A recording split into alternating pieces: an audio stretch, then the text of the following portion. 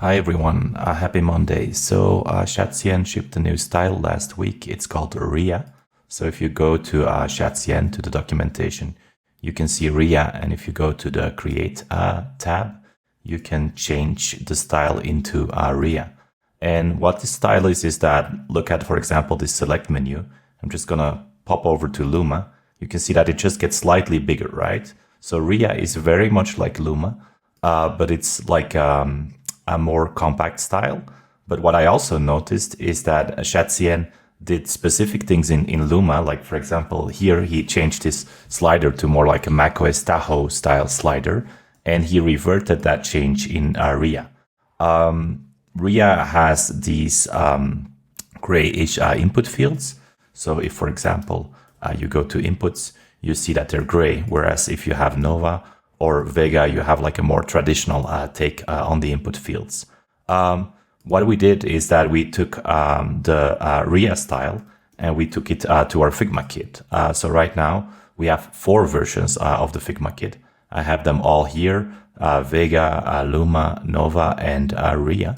And in practice, what this means is that if you're a customer of our kit, so if you go to shadcn.obra.studio and you buy our kit, then you will get access to all 4 files. So as a design system team, you should probably choose which style fits your project best and start from there. And then if you open up the Rhea file, you can see that, for example, in the button component, we have the like smaller buttons. So the default button is 32. Whereas if you go to Luma, for example, and you go into the default button, it's going to be 36. So let's just inspect that right here. So that's 36. So this is kind of the difference. Like, what do you want as a team? For example, talking about the inputs are pretty specific and rounded in Luma. And this has an effect on how you see your pro blocks, for example. Let's go into a forum. So the forum from Luma looks like this, and it looks a little bit different than Nova. Let's go into the same forum for Nova, and then here you have like kind of a different styling. Of course, you can maybe mix and match the styles and customize the design system the way you like.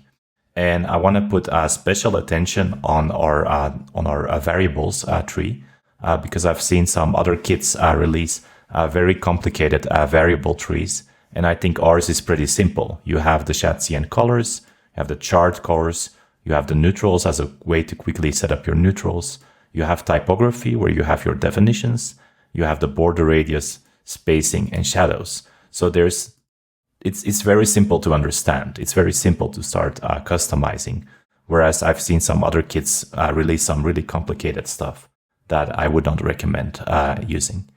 Anyway, that's 1.13.2 actually, not 1.13.0, because we actually already released this last week, but we followed up with some bug fixes. So this is kind of the official release of Rhea.